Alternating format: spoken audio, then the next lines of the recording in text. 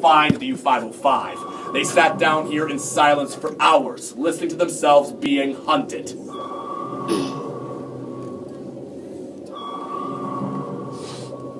Oh, that's scary. I don't like that. No, I'd be freaked out because I am right now. You're getting hunted. But on the morning of June 4th, 1944, that pinging got louder and faster. Now the Americans were getting closer. So Captain Long had brought them down to 500 feet. At that depth, there is 16 tons of pressure per square foot on the outer hulls. That groaning you're hearing, that's the weight of the ocean trying to break through that outer steel. Okay, that is scary. But as eerie and as ominous as it would be to be down here in silence, listening to that groaning and that pinging, it's not nearly as bad as hearing the sound of splashes. Because that would mean depth charges. 600-pound bombs that would explode once they reached a certain depth.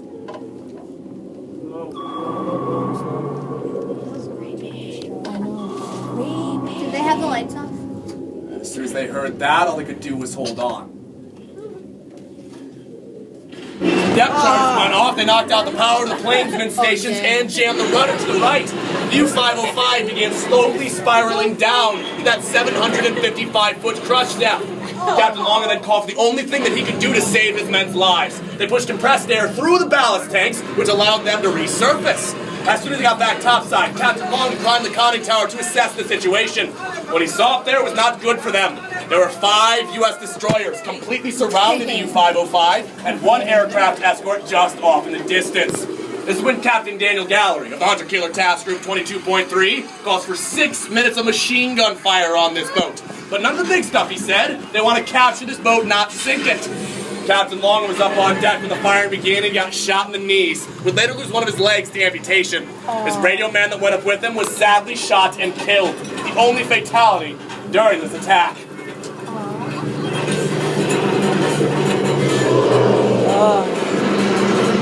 It's so vivid. So Captain Long called for the abandonment and the scuttle of the U-505. To scuttle means to actively, forcibly sink your own boat. So they put 14 scuttle charges, or timed explosives, all across this boat. And one man took the lid off a pipe called the sea strainer, which allowed water from the Atlantic Ocean to begin rushing in, sinking the boat faster. The Germans then left, and the Americans came down. One American man, Zenon Belakocious, found the lid of the sea strainer. So he picked it up, set it back on top, screwed it down tight, stopped the flooding. The rest of the American men then found 13 of the 14 scuttle charges. But they know from British intelligence that there's still 1 left to find. And that's where our story is going to continue a little bit further on back in the boat. Yes. But as we are exiting this room, just before the door on the floor to your left over there, you can see the sea strainer illuminated in light. So you guys can head around the right side. I'll meet you back there.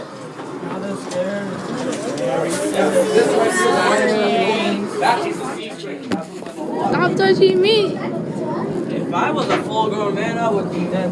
Yeah, you would. What if someone dropped their phone? Yeah, if you did drop your phone or something. Oh, yep, drop your phone anywhere. For 80 to 90 to 100 days. Yeah, I'd probably die. Running back in the 1940s. I don't think that smells like going away. It smells like submarine. It smells like old people. Oh, that's why they say if you drop anything lower. So guys, that room that we just walked through, that's called your diesel engine room. We call it the diesel engine room because that's where your diesel engines are. Those 2 engines are 9-cylinder engines that can generate 2,170 horsepower each. So they're incredibly powerful.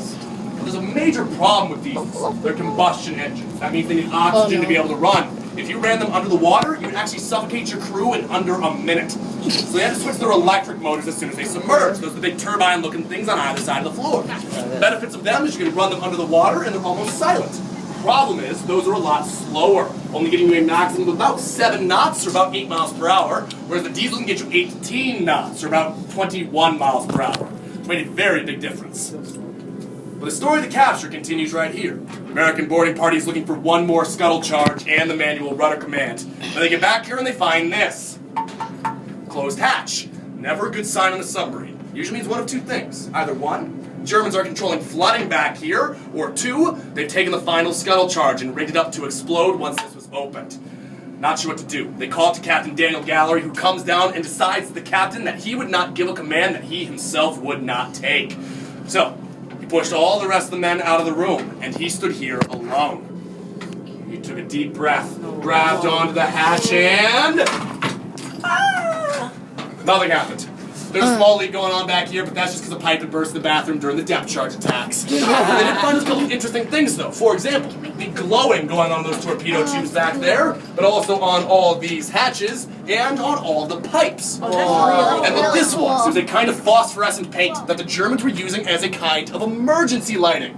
Basically, if all the electric systems went out on board, they could just follow the glowing to get to where they needed to go. That's cool. They also then found a new type of torpedo called a homing acoustic torpedo that could actually chase after the sound of an enemy engine after it was shot. Oh, that's then throughout the rest of the boat, they found over 900 pounds of classified documents, intelligence, maps, and code books to go along with the two famous Enigma machines that were found aboard this boat. So keeping the capture classified became a huge deal. They were able to find the manual rudder command. It is this big black wheel at the end of my room. Lights are about to shift. You'll see it better as soon as that happens. Now. Wait for it.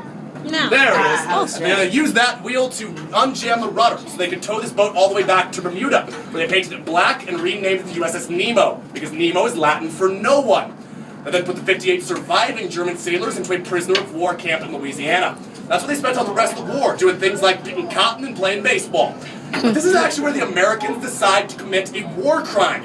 They did not allow those German sailors to tell their families, or more importantly, the International Red Cross. They were still alive. That was against the Third Geneva Convention signed back in 1929. But it was deemed too important to make it seem like this boat had just sunk, with everyone and everything sunk with it. And that's actually why now, some historians believe the classified nature of the capture of this boat and everything that they learned from it, it helped end the war 2 to 3 months early, saving countless lives.